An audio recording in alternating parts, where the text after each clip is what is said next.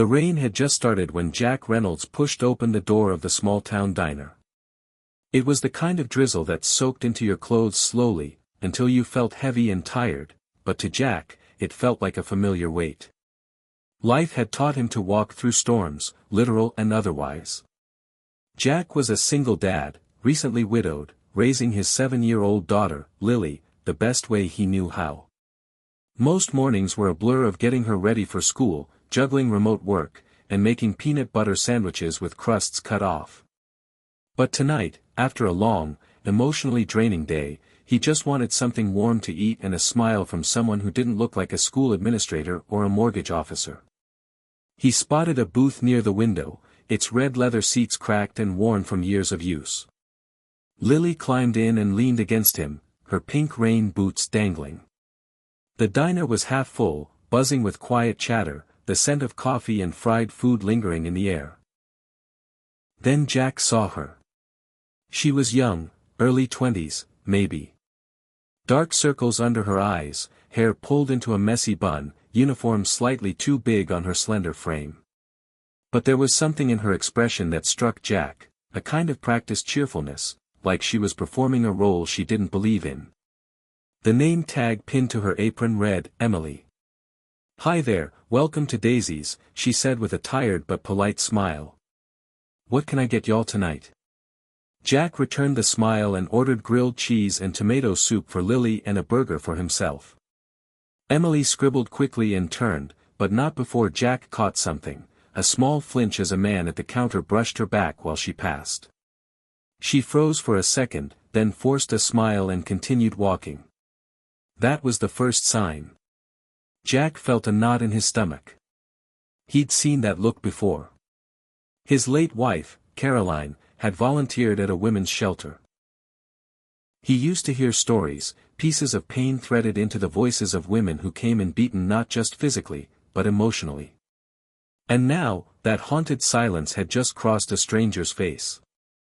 As Emily made her rounds, Jack observed closely. The second sign came minutes later. She was at the coffee station, refilling a mug, when the same man from the counter leaned over, said something in her ear, and she stiffened. She smiled again. But Jack saw the way her hand trembled, how she dropped the stirrer she was holding. The third sign came when she brought their food. Her sleeve was tugged slightly downward, and Jack noticed faint bruising along her wrist. Not the kind you get from bumping into things, these looked like fingerprints. Lily, busy drawing on her napkin with a crayon, didn't notice. But Jack's chest tightened. He wanted to say something, but what? What if he was wrong?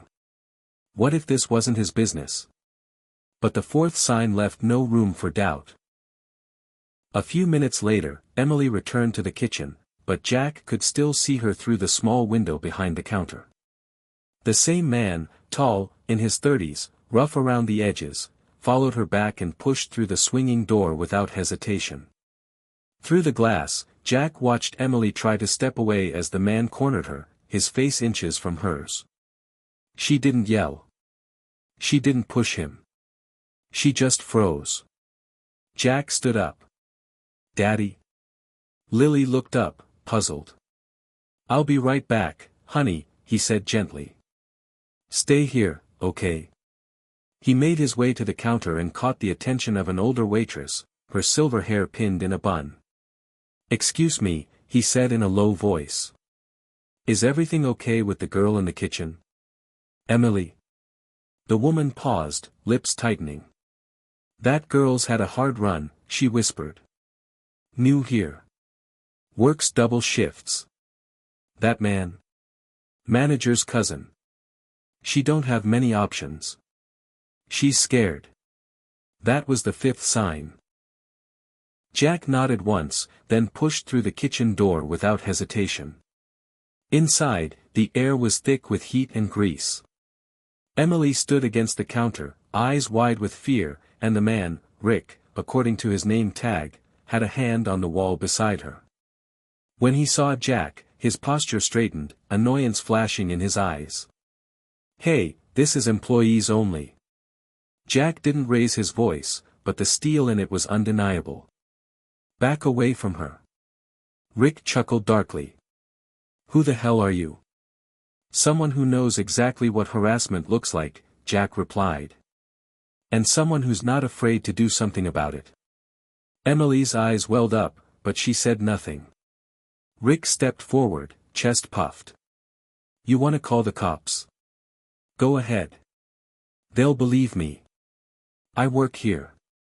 You're just some customer. Jack took out his phone, pulled up the video. He'd been recording from the moment he stood up at the booth. Rick's hand on her shoulder. Her flinching. His tone, his posture. The whole thing. This will speak for itself, Jack said calmly. Rick paled. Jack turned to Emily, his voice soft now. You okay? She nodded slowly, barely holding it together. I'm calling the police, Jack said. And I'll stay until they come. The cops arrived within 10 minutes. Rick was taken aside for questioning. The manager, clearly shaken, tried to smooth things over, but Jack insisted Emily give a statement. Emily was hesitant, but Jack gently reminded her, no one deserves to be afraid at work. You have the right to be safe. Emily broke down in tears. It took an hour, but eventually, Rick was taken away. Charges were pressed, and Emily, though visibly shaken, looked like she could breathe again. Jack offered to drop her home. She hesitated, but then nodded. Lily smiled at her as they walked out together, holding Emily's hand like she was already a friend. In the car, Emily spoke quietly. I didn't think anyone would notice. People usually just look the other way. Jack looked at her through the rearview mirror. I have a daughter. I'd want someone to stand up for her someday if I couldn't. She smiled faintly. Thank you. Weeks passed. One day, Jack and Lily walked into the diner again, this time in bright sunlight. The place had a new energy, more cheerful, less tense. Emily wasn't just waiting tables anymore, she was managing shifts. She greeted them with a wide, genuine smile.